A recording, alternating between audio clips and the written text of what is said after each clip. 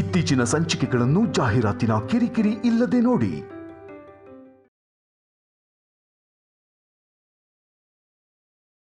ಏನಮ್ಮ ಇದೆಲ್ಲ?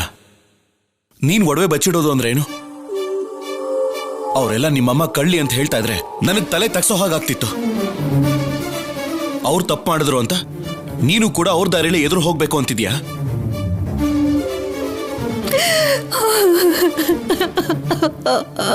ಅಮ್ಮ, ಅಯ್ಯೋ ಅಮ್ಮ, ಅಮ್ಮ, ಅಮ್ಮ ಯಾಕೆ ಅಳ್ತಿದ್ಯಾ? ನನ್ಗಿನ್ನ ಇದೆ ಅಲ್ವಾ ಶೌರ್ಯ ಉಳ್ದಿರೋದು. ನನ್ನ ಮಗ ನೀನು ತಾಯಿ ಮಾತನ್ನ ನಮ್ದೆ ಯಾರ ಮಾತನ್ನ ನಂಬ್ಕೊಂಡು ನನ್ನೇ ಬಂದು ಪ್ರಶ್ನೆ ಮಾಡ್ತಿದ್ಯಾ? ಅದ್ ಹಾಗಲ್ಲಮ್ಮ. ನೀನೇನ್ ಮಾಡ್ತೀಯ ಬಿಡು, ನನ್ನ ಹಣೆ ಬರಹನೇ ಆಗಿದೆ. ಮಾಡದೇ ಇರೋ ತಪ್ಪಿಗೆ ಬಯಸ್ಕೋಬೇಕು ಅಂತ. ಅಷ್ಟಕ್ಕೂ ಇದೆಲ್ಲ ಮಾಡಿದ್ದು ಆ ಕಲ್ಯಾಣಿನೇ ಕಣೋ. ಕಲ್ಯಾಣಿನ? ನನಗೆ ಅರ್ಥ ಆಗ್ಲಿಲ್ಲಮ್ಮ. ಅದೇ ಅಲ್ವೇನೋ ಆ ಕಲ್ಯಾಣಿ ದೊಡ್ಡತನ. ನಮಗ್ ಅರ್ಥ ಆಗದೆ ಇರೋ ಹಾಗೆ ತಾನು ಅನ್ಕೊಂಡಿರೋದನ್ನ ಮಾಡ್ತಾ ಇದ್ದಾಳೆ. ನಾನು ಅವ್ರಮ್ಮನ್ನ ಕಳ್ತನ ಮಾಡ್ದೆ ಅಂತ ಅಂದೆ ಅಂತ ಆ ಕೋಪದಲ್ಲಿ ನಾನು ಕಳ್ತನ ಮಾಡಿದೀನಿ ಅಂತ ಎಲ್ರೂ ನಂಬಿಸಿದ್ಲು.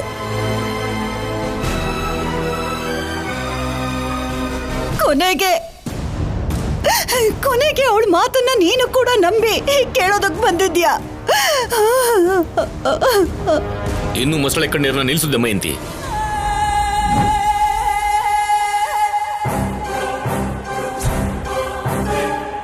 ಸಾಕು, ನೀನು ಶೌರ್ಯ ಕಲ್ಯಾಣಿ ಮಧ್ಯೆ ಹೆಚ್ಚಿಸಿರೋ ದೂರ ಸಾಕು. ಇನ್ನೂ ಆ ದೂರನ ಜಾಸ್ತಿ ಮಾಡ್ಬೇಡ.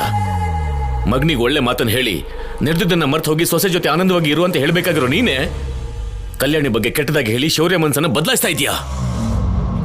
ನೋಡಿದ್ಯಾ ಶೌರ್ಯ, ನಿಮ್ಮಪ್ಪ ಕೂಡ ನನಗೆ ಬೈತಾ ಇದ್ದಾರೆ. ನೀನ್ ತಪ್ಪು ಮಾಡಿರೋದಕ್ಕೆ ಬೈತಾ ಇರೋದು. ನಿನ್ ಬಗ್ಗೆ ಶೌರ್ಯನಿಗೆ ಗೊತ್ತಿಲ್ವೇನೋ? ನನಗ್ ಗೊತ್ತು. ಶೌರ್ಯ, ನೀನು ಸಂಪದ ಮೇಲಿಟ್ಟಿರೋ ಪ್ರೀತಿನ, ಸಂಪದ ನಿನ್ನ ಬಿಟ್ಟು ಹೊರಟೋದ್ಲು ಅನ್ನೋ ಕೋಪನ ಅನುಪಮ ಕಲ್ಯಾಣಿ ಮೇಲೆ ದ್ವೇಷವಾಗಿ ಬದಲಾಯಿಸ್ಕೊಂಡಿದ್ಯಾ. ಕೋಪದಲ್ಲಿ ತಾಳಿ ಕಟ್ಟಿದ್ಯಾ. ಒಂದು ಮಾತಾದ್ರೂ ಕಲ್ಯಾಣಿ ಮಾತಾಡಿದ್ಲಾ? ಇಲ್ಲ. ಕಲ್ಯಾಣಿ ಮಾಡಿರೋ ಚಿಕ್ಕ ಚಿಕ್ಕ ತಪ್ಪುಗಳಿಗೆ ಪ್ರಾಣ ಹೋಗುವ ಹಾಗೆ ತಾಯಿ ಮಗ ಶಿಕ್ಷೆ ಕೊಟ್ರಿ.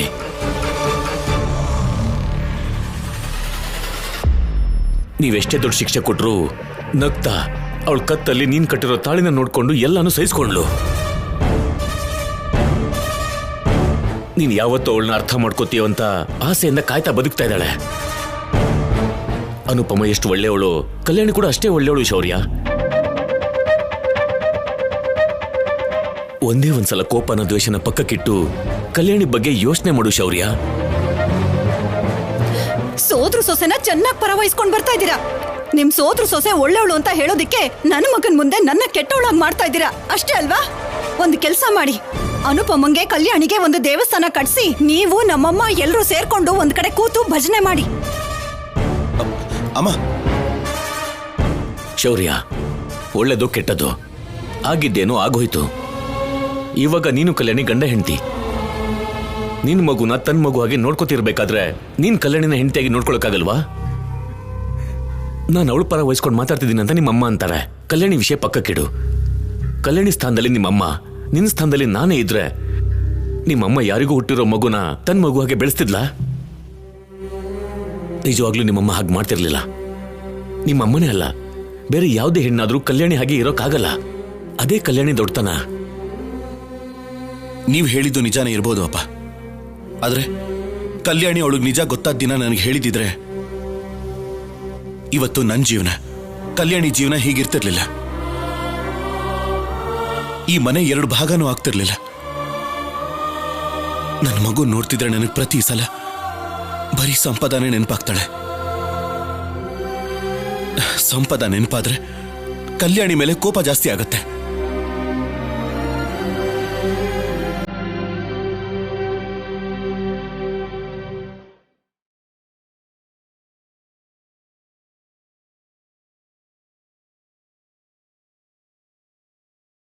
ಅವತ್ತು ಸಂಪದ ಜೀವನ ಏನಾಗುತ್ತೋ ಅಂತ ಯೋಚನೆ ಮಾಡಿದ್ವಿ ಆಫೀಸರ್. ಆದ್ರೆ ಸಂಪದ ಹೆತ್ತ ಮಗು ಮುಖನೂ ನೋಡ್ದೆ ಹಾಗೆ ಹೊರಟೋಗ್ಬಿಟ್ಲು ಆಫೀಸರ್. ಇಷ್ಟು ದಿನ ಆದ್ಮೇಲೆ ಮತ್ತೆ ಬಂದ್ರು. ದುಡ್ಡಿಗೋಸ್ಕರ ಬಂದ್ರೆ ಹೊರತು ಮಗುಗೋಸ್ಕರ ಅಲ್ಲ, ಮಗುನ ಕರ್ಕೊಂಡು ಹೋಗೋದಕ್ಕೂ ಅಲ್ಲ. ಸಂಪದ ಮೇಲೆ ನಿಮ್ಗಿರೋ ಪ್ರೀತಿನ ನಾನು ಅರ್ಥ ಮಾಡ್ಕೋತೀನಿ.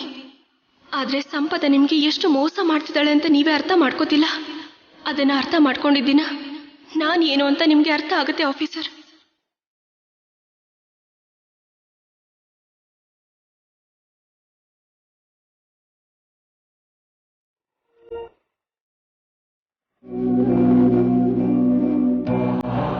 ನಿಮ್ಮಮ್ಮ ನಮ್ಮಮ್ಮನ ರೂಮಿಂದ ದೋಚಿರೋ ಒಡವೆಗಳು ದುಡ್ಡು ಆಫೀಸರ್.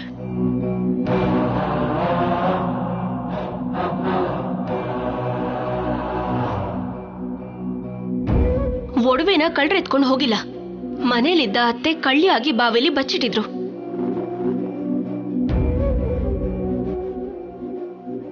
ದಮಯಂತಿ ಎಷ್ಟು ನಾಟಕ ಮಾಡಿದ್ಲು ರೀ. ತಾನೇ ಕಳ್ಳತನ ಮಾಡಿ ಅನುಪಮ ಮೇಲೆ ಕಳ್ಳಿ ಅಂತ ಮುದ್ರೆ ಹಾಕಿ ನಮ್ಮೆಲ್ರನ್ನು ತಲೆ ತಗ್ಸೋ ಹಾಗೆ ಮಾಡಿದ್ಲು. ಮನೆ ಕಳ್ಳನ್ನ ಈಶ್ವರ ಕೂಡ ಹಿಡಿಯಕ್ಕಾಗಲ್ಲ ಅಂತ ದಮಯಂತಿ ಅಂತವ್ರನ್ನ ನೋಡಿನೇ ದೊಡ್ಡವ್ರು ಹೇಳಿರ್ತಾರೆ. ಆದ್ರೂ ಅನುಪಮ ಮೇಲೆ ಅವಳಿಗೆ ಯಾಕ್ರಿ ಅಷ್ಟು ದ್ವೇಷ? ಅನುಪಮ ಅವಳಿಗೇನಾದ್ರೂ ಅನ್ಯಾಯ ಮಾಡಿದಾಳ? ಇಲ್ಲ ಅಲ್ವಾ?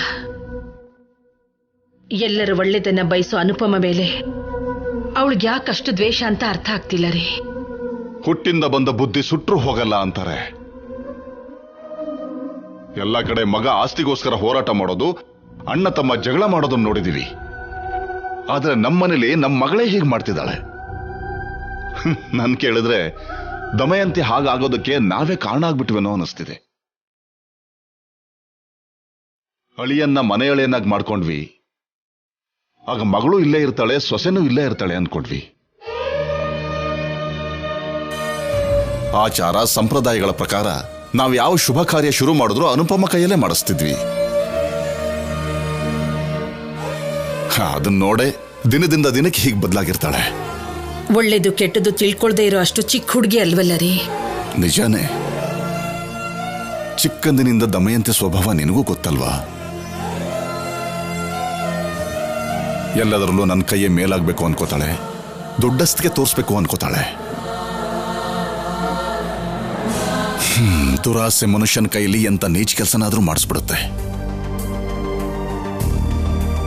ಇಷ್ಟಕ್ಕೂ ದಮಯಂತಿ ವಿಷಯದಲ್ಲಿ ನಾವು ಮಾತಾಡೋದು ಅನವಶ್ಯಕ. ನಾವು ಮಾಡಬೇಕಾಗಿರೋ ಕಾರ್ಯಕ್ರಮದ ಬಗ್ಗೆ ಯೋಚನೆ ಮಾಡೋ.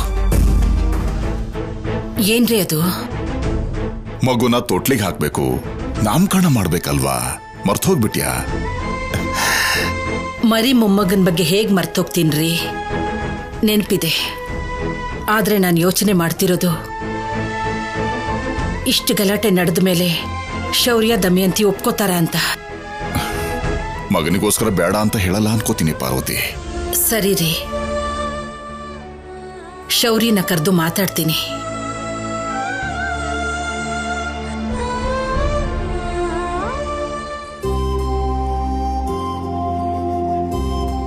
ಕಲ್ಯಾಣಿ, ಯಾಕಷ್ಟು ದೊಡ್ಡ ರಿಸ್ಕ್ ತಗೊಂಡೆ? ನಿನಗೇನಾಗೋಯ್ತೋ ಏನೋ ಅಂತ ಎಷ್ಟು ಭಯ ಆಗಿತ್ತು ಗೊತ್ತಾ? ನೀನು ಜ್ಞಾನ ತಪ್ಪಿ ಮಲಗಿದ್ದನ್ನ ನೋಡಿ ಒಂದು ಕ್ಷಣ ನನ್ನ ಗುಂಡಿಗೆನೆ ನಿಂತೋಗಿತ್ತು. ನಿನಗೇನಾದ್ರೂ ಹೆಚ್ಚು ಕಡಿಮೆ ಆಗಿದ್ರೆ ನಾವೇನ್ ಮಾಡ್ಬೇಕಿತ್ತು ಹೇಳು? ನಮಗೋಸ್ಕರ ಕಣ್ಣೀರ್ ಹಾಕೋರು ಇರೋ ಅಷ್ಟು ದಿನ ನಮಗೇನೂ ಆಗಲ್ಲ ಅಂತ ನೀನೇ ಹೇಳಿದ್ಯಲ್ಲಮ್ಮ. ನನಗೋಸ್ಕರ ಒಬ್ರಲ್ಲ, ನೀವೆಲ್ಲ ಇದಿರಲ್ಲ ಅಂದ್ಮೇಲೆ ನನಗೇನಾಗತ್ತೆ? ಮಕ್ಕಳು ಯಾವುದೇ ಕಷ್ಟದಲ್ಲಿದ್ರು ತಾಯಿ ಮಕ್ಕಳ ಕೈನ ಬಿಡೋದಿಲ್ಲ. ನೆರಳಾಗಿದ್ದು ಕಾಪಾಡ್ಕೋತಾಳೆ. ಅದಕ್ಕುದಾಹರಣೆ ನೀನೇ ಅಮ್ಮ. ಪ್ರತಿ ಕ್ಷಣ ಕಣ್ಣೀರ್ ಹಾಕೋ ಕಷ್ಟದಲ್ಲಿ ನೀನಿದ್ರೂ ಕೂಡ ಯಾವತ್ತಾದ್ರೂ ನನ್ನ ಬಿಟ್ಟು ನೀನಿದ್ಯಾ ಹೇಳು? ನಿನ್ನ ದ್ವೇಷ ಮಾಡಿದ್ ನನಗೆ ಅಷ್ಟೊಂದೆಲ್ಲ ಪ್ರೀತಿ ಕೊಟ್ಟೆ. ಕಣ್ಣಿನ ರೆಪ್ಪೆ ಹಾಗೆ ನನ್ನ ಕಾಪಾಡ್ಕೊಂಡೆ. ಈಗ ಪ್ರಾಣಕ್ಕಿಂತ ಹೆಚ್ಚಾಗಿ ಪ್ರೀತಿಸೋ ನಮ್ಮಮ್ಮ ಹೀಗ್ ಕಷ್ಟದಲ್ಲಿದ್ರೆ ನಾನ್ ನೋಡ್ತಾ ಹೀಗ್ ಸುಮ್ನೆ ಇಲ್ಲಮ್ಮ.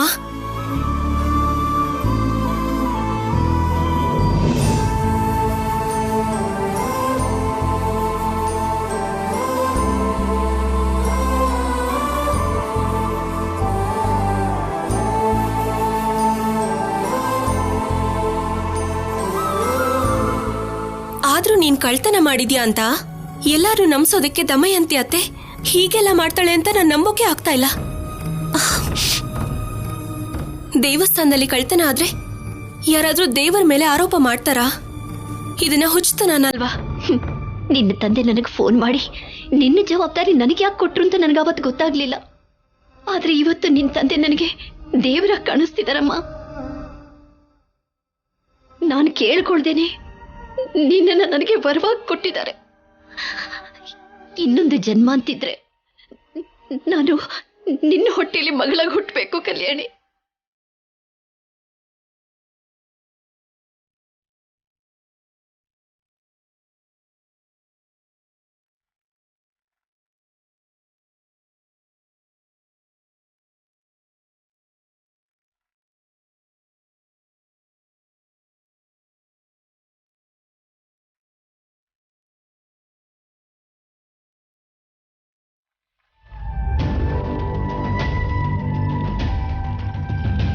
ಅಂದ್ರೆ ನಡೆದಿದ್ದೆಲ್ಲ ಮರ್ತ್ಬಿಡ್ಬೇಕಾ ಅಮ್ಮ? ಅನುಪಮ ಅಮ್ಮನ ಬಗ್ಗೆ ಅಕ್ಕ ಏನೆಲ್ಲ ಮಾತಾಡಿದ್ಲು ಮರ್ತ್ಬಿಟ್ರಾ? ಮಾಡದೇ ಇರೋಂಥ ತಪ್ಪಿಗೆ ಕಳ್ಳಿ ಅಂದ್ರು, ಮನೆ ಬರೆಸ್ಕೋಬೇಕು ಅಂತ ನೋಡಿದ್ಲು.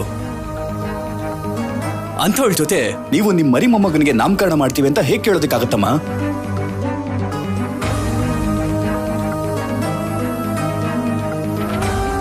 ಚಿನ್ನಿ, ಅವ್ರ ಹಾಗೆ ನಾವು ಪೈಪೋಟಿ ಮಾಡ್ತಿದ್ರೆ ಹೇಗೆ ಹೇಳು? ಹೇಳಿದ್ಯಾರು? ನಮ್ಮವ್ರೆ ತಾನೇ? ನಮ್ಮವ್ರೆ ಅಂತ ನೀವ್ ಅನ್ಕೋತಾ ಇದ್ದೀರಾ? ಮುಳುಗಿಸ್ಬೇಕು ಅಂತ ಅವಳು ನೋಡ್ತಿದ್ದಾಳೆ. ನಿಮ್ಮಿಬ್ರಿಗೂ ನರಿಗೂ ನಾಗಲೋಕಕ್ಕೂ ಇರೋ ಅಷ್ಟು ವ್ಯತ್ಯಾಸ ಇದೆಯಮ್ಮ. ನೀನ್ ಹೇಳ್ತಿರೋದು ನಿಜವಾಗ್ಲೂ ಸತ್ಯ ಚಿನ್ನಿ. ಆದ್ರೆ ಮನೆ ಮಗಳನ್ನ ಕೊಟ್ಟಿರೋರು ಅಲ್ವಾ, ಆಲೋಚನೆಯಿಂದ ವಿವೇಕದಿಂದ ನಿರ್ಧಾರ ತಗೋಬೇಕು.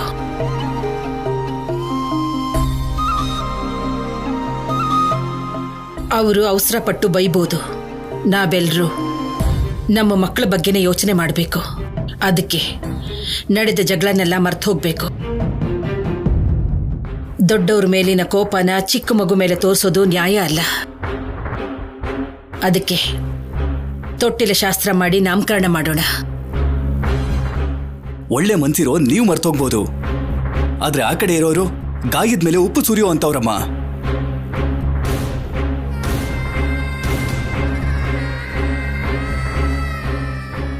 ಈಗಾಗ್ಲೇ ಕಳ್ಳತನ ಮಾಡಿರೋದು ದಮಯಂತಿ ಅಕ್ಕನೇ ಅಂತ ನಾವೆಲ್ಲರೂ ಅಂದ್ವಿ. ಅದು ನಿಜ ಕೂಡ.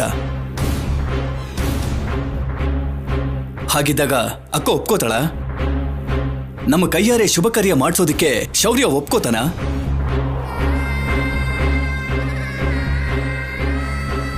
ತಪ್ಪು ನಮ್ದಾಗಿದ್ರೆ ಶೌರ್ಯ ಜೋರ್ ಮಾಡ್ತಿದ್ದ. ಆದ್ರೆ ತಪ್ಪು ಅವನಮ್ಮ ಮಾಡಿದಾಳೆ ಅಲ್ವಾ, ಅದಕ್ಕೆ ನಾವು ಹೇಳೋದನ್ನ ಅವನು ಕೇಳ್ತಾ ಇದ್ದಾನೆ.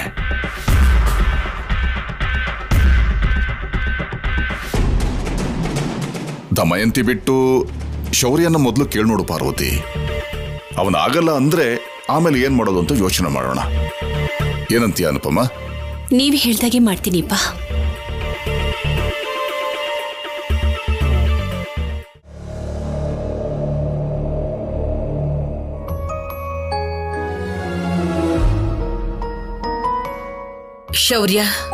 ಶೌರ್ಯ ನಿನ್ನ ಹತ್ರ ಸ್ವಲ್ಪ ಮಾತಾಡ್ಬೇಕು. ನನಗಷ್ಟು ಟೈಮ್ ಇಲ್ಲ.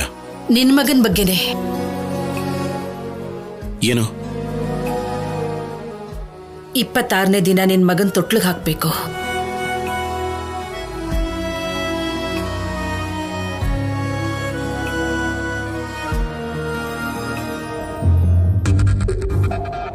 ಇಪ್ಪತ್ತಾರನೇ ದಿನ ನಿನ್ ಮಗನ ತೊಟ್ಲಿಗೆ ಹಾಕಿ ನಾಮಕರಣ ಮಾಡಬೇಕು. ಆ ವಿಷಯ ಮಾತಾಡಬೇಕು ಶೌರ್ಯ. ಸರಿ, ಅದು ಹಾಗೆ ನಡೆಯುತ್ತೆ. ಹೇಳಿದ್ದಕ್ಕೆ ಥ್ಯಾಂಕ್ಸ್. ನಾಮಕರಣ ಮಗು ಅಮ್ಮನ್ ತವ್ರ ಮನೇಲಿ ನಡೀಬೇಕು. ಅಂದ್ರೆ ನಮ್ಮನೇಲಿ ನಡಿಬೇಕು.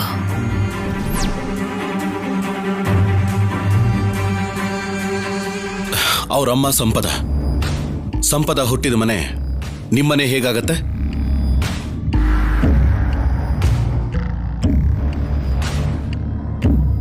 ಸಂಪದ ನನ್ನ ಅಣ್ಣನ ಮೊಮ್ಮಗಳು. ಮರ್ತೋಗ್ಬಿಟ್ಯಾ? ಅಂದ್ರೆ ನನ್ನ ಮೊಮ್ಮಗಳೇ ಅಲ್ವಾ? ಆದ್ರೂ ನಾನಿವಾಗ ಸಂಪದ ಬಗ್ಗೆ ಮಾತಾಡ್ತಿಲ್ಲ. ಇವಾಗ ನಿನ್ ಮಗುಗೆ ತಾಯಿ ಕಲ್ಯಾಣಿ ಕೂಡ ಈ ಮನೆ ಹೆಣ್ಣೆ. ಮರ್ತೋಗಿದ್ಯಾ?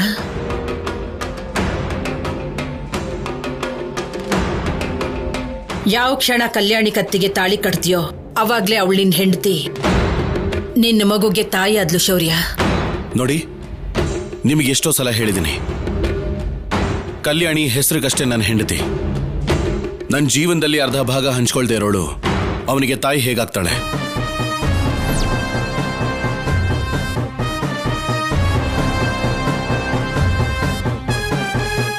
ಯಾಕೆ ಶೌರ್ಯ ನಮ್ಮ ಮೇಲೆ ಇಷ್ಟು ಕೋಪ ಬೆಳೆಸ್ಕೊಂಡು ಕಲ್ತರ ಆಗಿದ್ಯಾ? ಬದಲಾಗೋ ಹಾಗೆ ಮಾಡಿದ್ದು ನೀವು. ಮಾಡೋದನ್ನೆಲ್ಲ ಮಾಡಿ ಏನು ಗೊತ್ತಿಲ್ಲದೆ ಇರೋ ಥರ ಆಡಬೇಡಿ.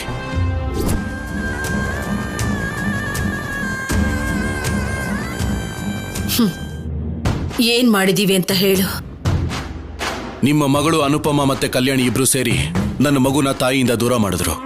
ಅದ್ ಸಾಲದು ಅಂತ ಮೊನ್ನೆ ತಾನೇ ನಿಮ್ಮ ಮಗಳು ಅನುಪಮ ಅವರು ನನ್ನ ಮಗುನ ಕಿಡ್ನಾಪ್ ಮಾಡಿಸಿದ್ರು. ಅಷ್ಟು ಚಿಕ್ಕ ಮಗುನ ಕಿಡ್ನಾಪ್ ಮಾಡಿಸೋದಕ್ಕೆ ಇವರಿಗೆ ಮನಸ್ಸಾದ್ರೂ ಹೇಗ್ ಬಂತು?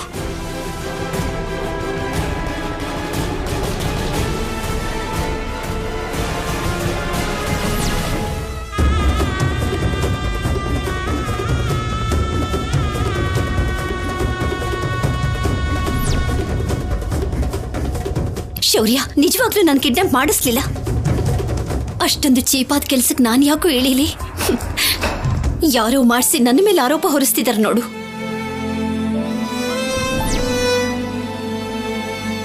ಶೌರ್ಯ, ಪ್ರಾಣ ಹೋದ್ರೂ ಅನುಪಮ ಅಂತ ಕೆಲಸ ಮಾಡಲ್ಲ. ಒಂದ್ಸಲ ಮನ್ಸಿಂದ ಯೋಚನೆ ಮಾಡು.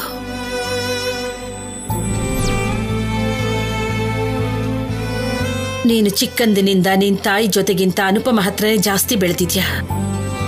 ಅನುಪಮ ಮನ್ಸೇನು ಅಂತ ನಿನಗೆ ಗೊತ್ತಿಲ್ವಾ? ಅನುಪಮನ್ಗೆ ಪ್ರೀತಿಸೋದ್ ಮಾತ್ರನೇ ಗೊತ್ತು ಕಣೋ. ಸಪ್ತಪದಿ ತುಳಿದವನು ಮೋಸ ಮಾಡಿದ್ರು ಕಣ್ಣೀರ್ ಹಾಕ್ತಾ ತನ್ನಲ್ಲಿ ತಾನು ನೋವು ಪಡ್ತಾ 18 ವರ್ಷ ಕಳೆದಳೆ ಹೊರತು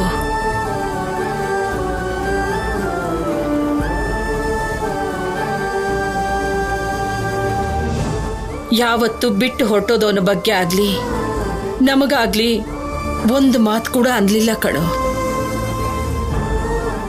ಅಂತ ಅನುಪಮ ಮಗುನ ನಿನ್ನಿಂದ ದೂರ ಮಾಡಬೇಕು ಅಂತ ಯಾಕೆ ಅನ್ಕೋತಾಳೆ?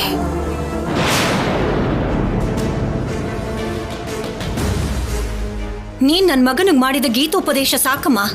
ಯಾವಾಗ ಏನ್ ಮಾಡ್ಬೇಕು ಅಂತ ನಮಗ್ ಚೆನ್ನಾಗ್ ಗೊತ್ತು. ನೀವೇನು ಮಾಡೋ ಅಗತ್ಯ ಇಲ್ಲ. ಅಷ್ಟು ಚೆನ್ನಾಗಿ ಗೊತ್ತಿದ್ದೇನಾ? ಕಳ್ಳತನ ನೀನ್ ಮಾಡಿ ಆರೋಪನ ಅನುಪಮ ಮೇಲೆ ಹಾಕಿದ್ದು. ಛೀ, ಅಷ್ಟಕ್ಕೂ ನೀನ್ ಮಾತಾಡ್ಬೇಡ. ಶೌರ್ಯ, ನಿಲ್ಲಪ್ಪ. ನೋಡು, ಶಾಸ್ತ್ರದ ಪ್ರಕಾರ ಪದ್ಧತಿ ಪ್ರಕಾರ ಮಾಡಿದ್ರೆ ಮಗುಗ್ ತುಂಬಾ ಒಳ್ಳೇದಪ್ಪ. ಅದಕ್ಕೆ ಹೇಳ್ತಾ ಇದ್ದೀವಿ. ಅಗತ್ಯ ಬಂದ್ರೆ ಅವನಿಗೆ ಹೆಸರಿಡೋದನ್ನು ಬಿಟ್ಬಿಡ್ತೀನಿ ಅಷ್ಟೇ ಹೊರತು ನಿಮ್ಮ ಕೈಯಾರೆ ಮಾಡೋದು ನನಗಿಷ್ಟ ಇಲ್ಲ.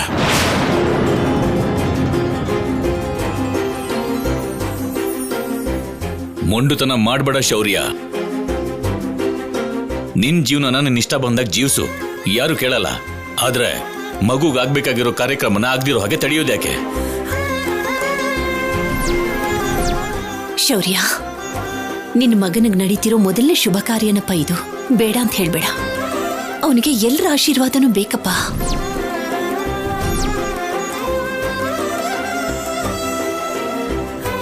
ನಿಮ್ಮ ಅಮ್ಮನ ಮನಸ್ಥಿತಿ ಬಗ್ಗೆ ನಿಂಗೆ ಚೆನ್ನಾಗಿ ಗೊತ್ತಿದೆ. ಆದ್ರೂ ನಿನ್ನ ಅಮ್ಮನ ಮಾತನ್ನೇ ಕೇಳ್ತಾ ಇದೀಯಾ. ಆ ಮಾತುಗಳು ಬೆಂಕಿಗೆ ತುಪ್ಪ ಸುರಿದಾಗಿರುತ್ತೆ. ಒಂದ್ಸಲ ಸಮಾಧಾನವಾಗಿ ಕೂತ್ಕೊಂಡು ಯೋಚನೆ ಮಾಡು. ಅದು ಹಾಗಲ್ಲಪ್ಪ. ಇನ್ನೇನು ಹೇಳ್ಬೇಡ ಶೌರ್ಯ. ನನ್ ಮೇಲೆ ಸ್ವಲ್ಪನಾದ್ರೂ ಗೌರವ ಇದ್ರೆ ನಾಮಕರಣ ಮಾಡಿಸೋದಕ್ಕೆ ಒಪ್ಕೋ.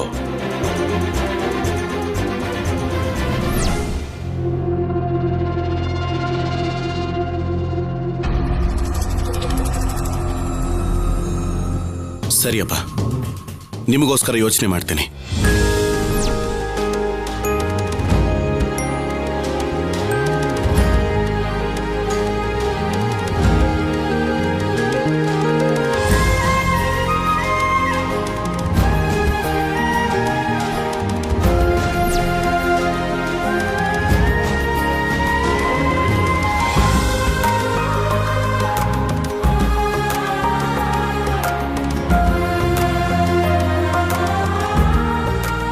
ಯೋಚನೆ ಮಾಡ್ತೀನಿ ಅಂತ ಹೇಳಿದ್ರೆ ಒಪ್ಕೊಂಡ್ ಹಾಗೇನೆ ಅಮ್ಮ.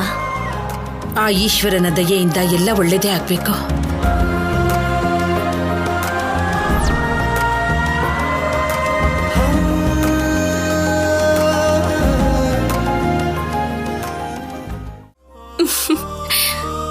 ಕಂದ, ಇನ್2 ದಿನದಲ್ಲಿ ನಿನ್ನ ತೊಟ್ಲಿಗೆ ಹಾಕ್ತಾರೆ. ನಿನಗೆ ಅಂತ ಹೊಸ ಬೆಡ್ ಕೂಡ ಬರುತ್ತೆ. ಆಗ ಆರಾಮಾಗಿ ನಿನ್ನದಲ್ಲಿ ಆಟ ಆಡ್ಬೋದು. ನಿನಗೆ ಹೆಸರು ಕೂಡ ಇಡ್ತಾರೆ ಗೊತ್ತಾ? ನಮ್ಮಮ್ಮ ಮತ್ತೆ ಅಜ್ಜಿ ತಾತ ಎಲ್ರೂ ಬರ್ತಾರೆ. ಎಲ್ರೂ ಮತ್ತೆ ನಿನ್ನಿಂದ ಒಂದಾಗೋ ದಿನ ಬಂದಿದೆ.